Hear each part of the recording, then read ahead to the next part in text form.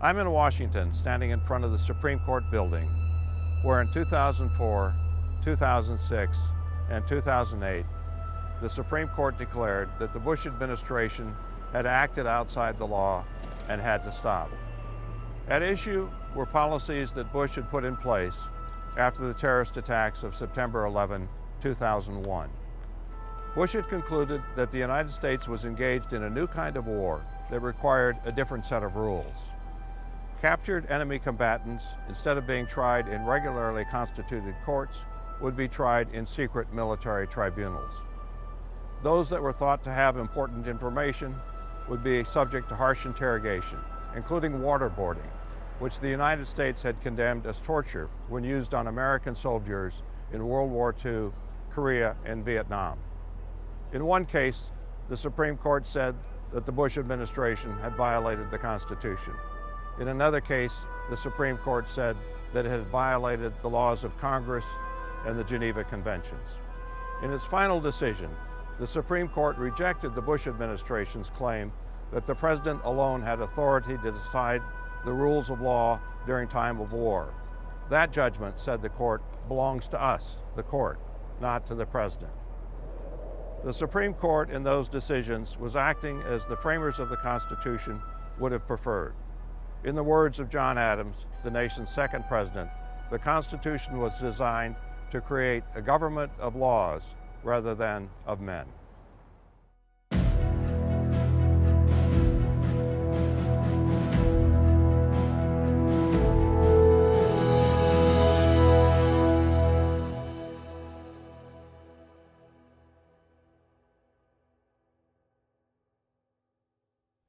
A century after the U.S. Constitution was written, William Gladstone, the four-time Prime Minister of Britain, declared it to be the most wonderful work ever struck off by the brain and purpose of man. Gladstone admired the Constitution for the precedent it set. The nation's highest authority would be the words of a document, rather than the dictates of a top ruler. Today we take that idea for granted, but in 1787, when the Constitution was written, it was a revolutionary idea. Elsewhere in the world, the law was what the king said it was. His word was law. America would be governed instead by a constitution that put limits on what those in power could do. In this session, we'll look at why the framers of the Constitution were determined to limit the power of government. Then we'll look at how they built the concept of limited government into the Constitution. Finally, we'll examine whether the Constitution has actually served as an effective check on government. The American Revolution was fought to overthrow what the Declaration of Independence called the absolute tyranny of the British king. The framers worried that the U.S. government might itself become tyrannical. It is said that Benjamin Franklin, asked by a woman what type of government the Constitution had created, replied, "A republic, ma'am, if you can keep it." How do you prevent government from becoming tyrannical? You might think it's a constitution that strips government of nearly all power. Some Americans today think that way. A U.S. Senate candidate recently ran on a platform that claimed, "The government which governs best is the government that governs least." The writers of the Constitution knew better, a lesson they had learned the hard way. When the American states declared their independence from Britain, they wrote a constitution called the Articles of Confederation. The Articles established a national government, but gave it almost no authority. It had no power to tax, but instead had to petition the states for money. The states were slow to pay, and often paid less than their promised share. During one 5-year period, Georgia and North Carolina paid nothing, not a single dime, to the national treasury. So think about your own finances. What do you do when you're short of cash? Well, for starters, you probably cut back on your spending. You get really desperate, you might try to sell your valuables. Well, that's exactly what the government of the Articles did. To save money, it slashed the Army to less than 1,000 men. To raise money, it sold the Navy's ships. This at a time when Britain still had a large army in Canada, and Spain had one in what is now Florida. How would the country defend itself if attacked by Britain or Spain? No wonder that George Washington questioned whether the United States deserved even to be called a nation and worried that it would descend into chaos, opening the door to a tyrannical leader. Now, the Constitution was meant to fix the defects in the Articles of Confederation, but the writers were also determined that the new government not be so strong as to threaten liberty. So their strategy was to grant the national government necessary powers, including the power to tax, while at the same time placing strict limits on its authority. This strategy included denials of power. Officials would be prohibited, for example, from putting someone in prison and throwing away the keys. This was a common practice at the time in Europe. Opponents of the king were locked away for as long as the king wanted, forever in many cases. That practice would be prohibited in the United States. The Constitution gives the accused the right to appear before a judge who will determine whether authorities have enough evidence to warrant detention. The writers also sought to limit government through grants of power. Article 1 of the Constitution, the very first article of the Constitution, gives Congress 17 specific powers, such as the power to tax, the power to raise an army and navy, the power to regulate commerce. These grants give power, but they also deny power. Powers not granted to Congress, those not on the list, are denied it. In a period of history when other governments admitted to no limits on their powers, this was a substantial limitation. As originally written, the U.S. Constitution did not include a Bill of Rights, a list of specific individual rights, such as freedom of speech. The framers thought a list was unnecessary, because government had only those powers granted to it, and it had not been granted the power to deny people their rights. Thomas Jefferson was among the many who thought otherwise. Jefferson had included a Bill of Rights in the Virginia Constitution he wrote at the outbreak of the Revolutionary War, and other states had followed his example. Said Jefferson, "A Bill of Rights is what the people are entitled to against every government on earth." In response to such objections, the first Congress passed a series of amendments that were quickly ratified by the states. These amendments, the first 10 to the Constitution, are called the Bill of Rights. The Bill of Rights is a clear example of limited government. If you were arrested tomorrow and had no money, the judge doesn't have the option of saying, "Tough luck, buddy." The government is required by the Sixth Amendment to provide you a lawyer and to pay for it. Now, the framers didn't think that words alone, written grants and denials, would be enough to control those in power. They wanted something stronger. That something was to divide the government into separate branches and pit them against each other. This was not a new idea. The French theorist Montesquieu had proposed it nearly a half a century earlier. "Where there is no separation of powers," he wrote, "there can be no liberty." But the framers gave Montesquieu's idea a new twist. Rather than completely separating the branches, as he had proposed, they overlapped them so that each was better positioned to act as a check on the others. So instead of granting all legislative power to Congress, they gave some of it to the president, for example, the power to veto laws, and some of it to the courts, the power to interpret laws.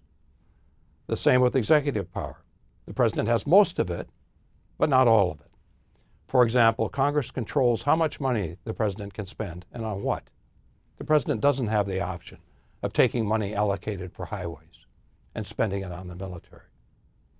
The same with judicial power. For example, by giving the president the power to nominate federal judges and the Senate the power to confirm them.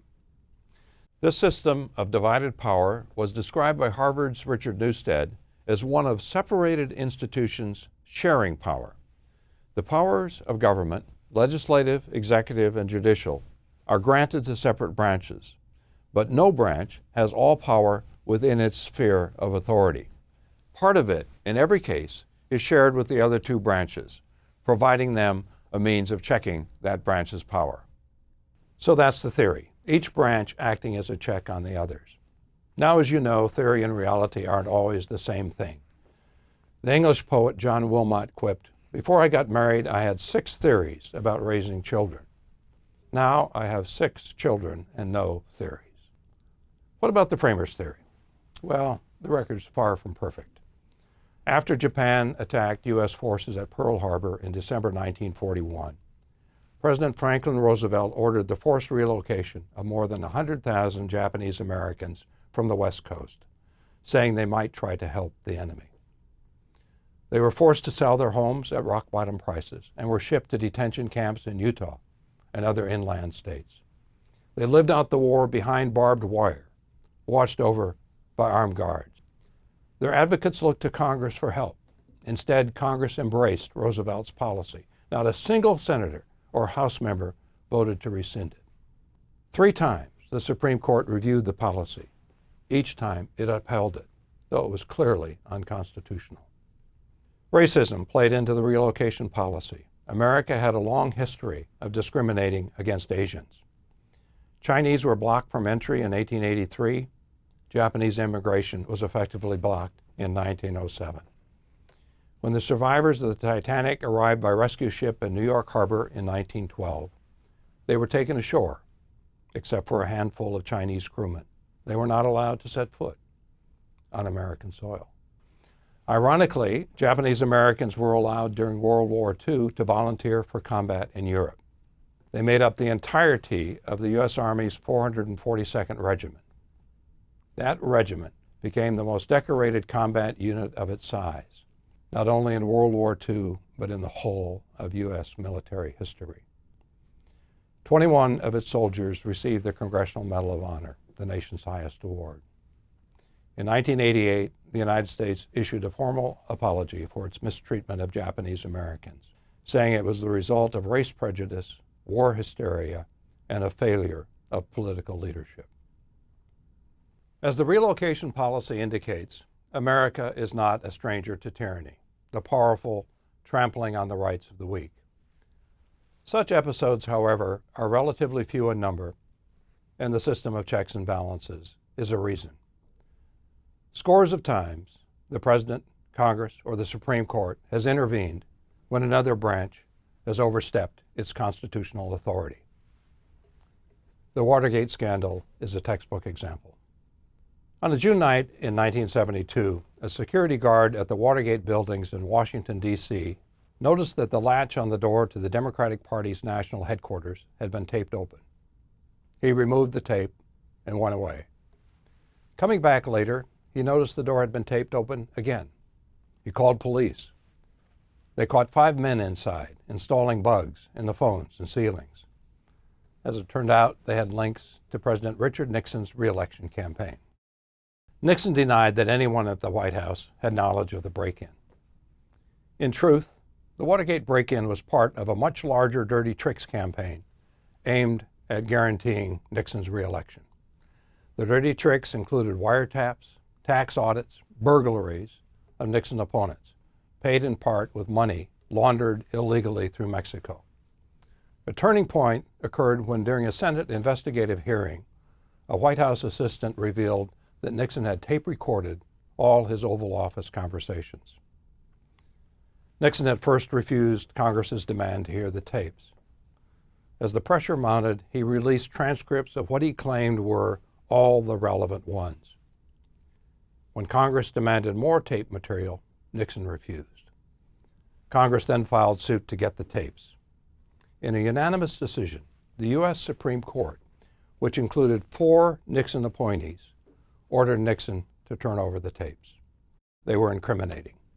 Nixon was heard telling his assistants to cover up the Watergate break-in, including using the CIA to block the FBI from investigating it.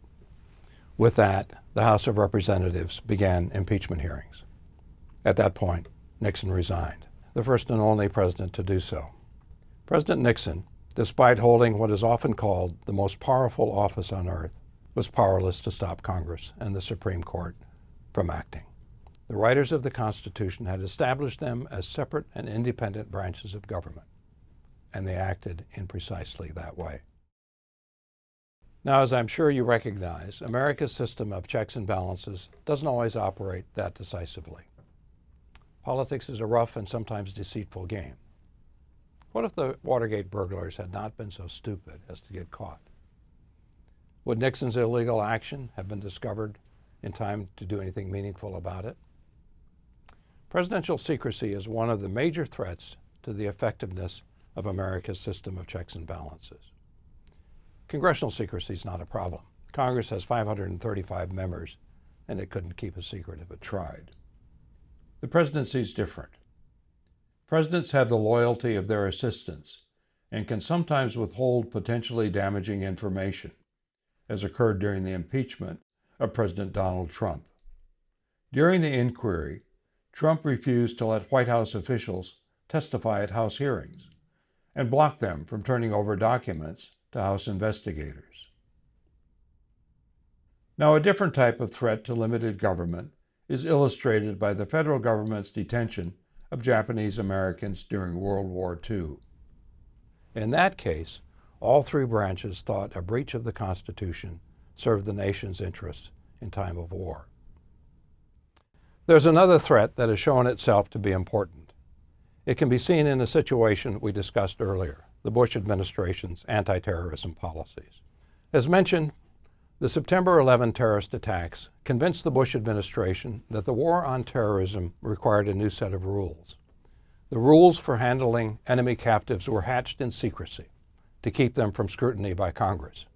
They were also kept secret from those in the administration, including Secretary of State and former Army General Colin Powell, who would have objected. Slowly, information about the policies leaked out, in some instances through news stories, in other instances through legal cases being argued in federal courts. As the information came out, there were calls for congressional hearings, but almost none were held. Even the Supreme Court rulings in 2004 and 2006 against Bush administration policies did not prompt Congress to launch high-profile hearings. Then, in 2007, the number of congressional hearings increased dramatically. Why was that? Why was Congress initially slow to scrutinize Bush policies, but then suddenly eager to do so? As you might have guessed, the answer is partisanship.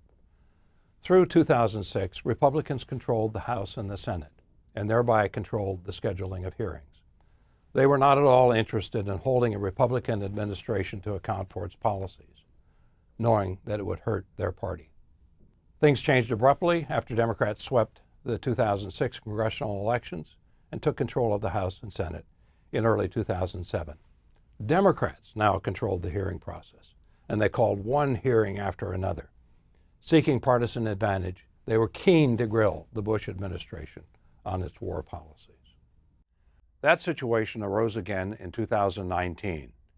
During the previous 2 years, when Republicans controlled the House of Representatives, Russia's effort to tip the 2016 presidential election in Donald Trump's favor was the subject of relatively few hearings, and the issue of the Trump campaign's contacts with the Russians was the subject of even fewer. But when Democrats took control of the House in 2019, the number of hearings multiplied, and the inquiries probed more deeply, including whether the president had unlawfully tried to obstruct the Russia investigation. Okay, let's wrap up what we've said in this session. As we noted, the Constitution was designed in part to provide for limited government, meaning a government not so powerful as to threaten liberty.